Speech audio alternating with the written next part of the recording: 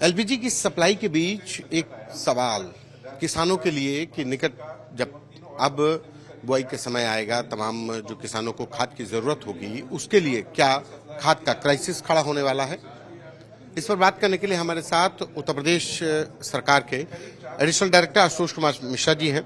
Sir, बहुत सारी बातें चल रही हैं कि अब खाद मिलने में भी क्राइसिस आएगी। एलपीजी के बाद, एलपीजी और पेट्रोल के बाद अब खाद की बारी है। क्या हालात हैं, क्या किसान को कहेंगे? देखिए, आपके माध्यम से किसान भाइयों को बताऊंगा कि कहीं भी खाद की दिक्कत नहीं है। आपके माध्यम से आप भी फील्ड में जा रहे होंगे, फील्ड में जाइए, मैं तो कहूंगा। हम तो निरंतर जब फील्ड में जा रहे हैं, किसी भी दुकान पे, किसी भी सेंटर पे खाद की कमी नहीं है। किसान भाई सुगमता पूर्वक ले भी रहे हैं। जिन फसलों की बुआई हो रही है इस समय, जैसे मेंथा की बुआई हो रही है, मक्का की बुआई हो रही है, मूंग की बुआई किसान भाई कर रहे हैं, उनके लिए पर्याप्त खाद उपलब्ध है। अप्रैल से लेके अप्रैल, मई, जून, जुलाई, अगस्त, सितंबर, ये 6 महीने का असेसमेंट करके भारत सरकार से समन्वय स्थापित करके हम लोग खाद के लिए निरंतर आपूर्ति करा रहे हैं और खाद हमारे पास आ भी रही है। तो मुझे नहीं लगता कि फर्टिलाइजर को लेकर किसी किसान भाई को चिंतित होना चाहिए, लेकिन निश्चित रूप से हम लोग इस पर सजग निगाह रखे हैं कि हमारी आपूर्ति चैन भी बना रहे और साथ में जो लोग एक अफवाह फैला के और कालाबाजारी करने की कोशिश कर सकते हैं, वो रिटेलर भी हो सकता है, कुछ ऐसे असामाजिक तत्व हो सकते हैं जो किसान तो नहीं है लेकिन भगदड़ की स्थिति अनावश्यक करेंगे या ब्लैक मार्केटिंग करने का प्रयास करेंगे, तो उनको भी चिन्हित करके कार्रवाई कराने के लिए अभी से हम लोग तैयार हो गए हैं। सारे इंस्ट्रक्शंस हमारे जारी हो गए हैं फील्ड के लिए। सभी अधिकारियों से हम लोग निरंतर वीसी के माध्यम से संपर्क में हैं, संवाद कर रहे हैं और इसकी मॉनिटरिंग कर रहे हैं। कहीं भी कोई न तो कमी है न तो आने दिया जाएगा। जो ग्लोबल सिचुएशन है उसको देखते हुए पेट्रोलियम प्रोडक्ट्स का आना पे लग रहा है कि क्राइसिस हो सकता है। एलपीजी का क्राइसिस जमीन पे हम लोग देख रहे हैं कि लाइनें लगी हैं। तो ऐसे में एनपीके यानी कि जो आपकी जो खाद है एनपीके गवर्नमेंट की तरफ से सप्लाई को लेकर के किस तरीके के मेजर्स आप लोगों ने एक्स्ट्रा लिए हैं, क्योंकि इस बार सिचुएशन सबसे अलग है? देखिए, जैसा मैंने बताया कि जो हमारा रिक्वायरमेंट है उस रिक्वायरमेंट के हिसाब से काफ़ी अच्छी मात्रा में ओपनिंग स्टॉक को लेके हम लोग आगे बढ़ रहे हैं। तो मुझे नहीं लगता है कि किसी प्रकार की कोई आगे दिक्कत आने वाली है। बस किसान भाइयों से यही आग्रह होगा कि वो अनावश्यक पैनिक न हो, अभी से होर्डिंग करने का प्रयास न करें, क्योंकि जो उनका रिक्वायरमेंट है जिस महीने में जब जरूरत पड़ेगी उसके लिए पूरी की पूरी हम लोगों ने सप्लाई प्लान बना रखा है।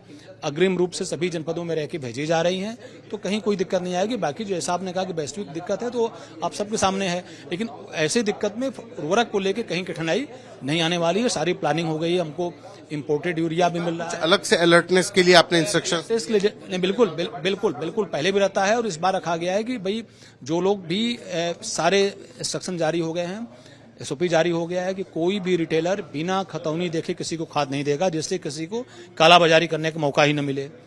इंडो नेपाल बॉर्डर पे 5 किलोमीटर की सीमा में कोई लाइसेंस नहीं जारी होगा। जो आदमी खाद लेकर जाएगा उसकी भी मॉनिटरिंग करेंगे। टॉप 20 बायर्स की लिस्ट निकालेंगे कि वो खाद लिया तो क्यों लिया, क्या वास्तव में उसकी जमीन है कि नहीं है।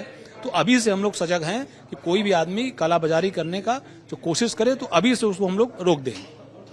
5 किलोमीटर के दायरे में आपने कहा कोई नया लाइसेंस, तो जो पहले से अगर लाइसेंस होगा वो उसका नहीं, कहीं लाइसेंस नहीं। 5 किलो के दायरे में कोई लाइसेंस पहले से भी नहीं दिया गया है और आगे उस पर सतर्कता भी रखनी है। मेरा आशय था कि कोई लाइसेंस ऐसा हमारे प्रदेश में नहीं है जो इंडो नेपाल बॉर्डर पे हैं, जो 5 किलोमीटर की सीमा में हो, सब 5 किधर हैं। लेकिन उस पर अभी से हम लोग सतत निगाह रखे हुए हैं। हमारे पास जो पॉइंट ऑफ सेल मशीन है उससे डाटा पर डे निकाल के कि कौन हमारे टॉप 20 बायर्स हैं जो उर्वरक ले जा रहे हैं, क्या उनकी जमीन है कि नहीं है, उसको भी चेक करा रहे हैं कि रियल फार्मर्स है कि तथाकथित फार्मर है, कोई बीच में बिचौलिया तो नहीं आ रहा है। तो इन सब पे विशेष निगाह अभी से हम लोग रखे हुए हैं। आप लोगों के पास डेटा आ रहा होगा, तो डिमांड एंड सप्लाई के बीच में क्या सिचुएशन है और क्या फोरकास्ट है? नहीं, कोई दिक्कत नहीं है। हमारे पास जिस प्रकार से पिछले महीने में चल रहा था, किसान भाई ले रहे थे, उसी गति से आज भी ले रहे हैं। तो कोई ऐसा डिमांड सप्लाई, जो कि मैंने कहा ना कि पर्याप्त मात्रा में हमारे पास उपलब्ध है और निरंतर आपूर्ति हो रही है, तो कोई पैनिक स्थिति नहीं है। और मैं तो चाहूंगा कि आपके माध्यम से आप भी फील्ड में आके देखिए, कहीं किसान को मन में नहीं है। और भाई देखो, जब एक भ्रम की यही तो दूर करना, अफवाह फैलाने की कोशिश करके पैनिक नहीं, अफवाह नहीं, निश्चित रूप से कोई आदमी ऐसा कर सकता है, जबकि कहीं पैनिक नहीं होना। लेकिन किसान हमारा बहुत सजग है, किसान जानता भी है, पहले भी लिया है।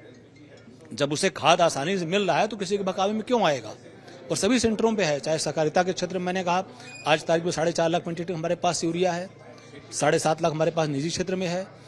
फास्फेटिक की बात यदि हम करें तो 2.5 लाख हमारे पास सहकारिता में, 2.5 लाख निजी में है। यानी लगभग आधा आधा हम लोग सहकारिता के क्षेत्र में भी और निजी क्षेत्र में भी उर्वरक का आपूर्ति बनाए हुए हैं और हमारा निरंतर सप्लाई हो रही है। तो कहीं कोई कमी नहीं है, किसान सुगमता पूर्वक ले रहा है और आगे भी लेता रहेगा।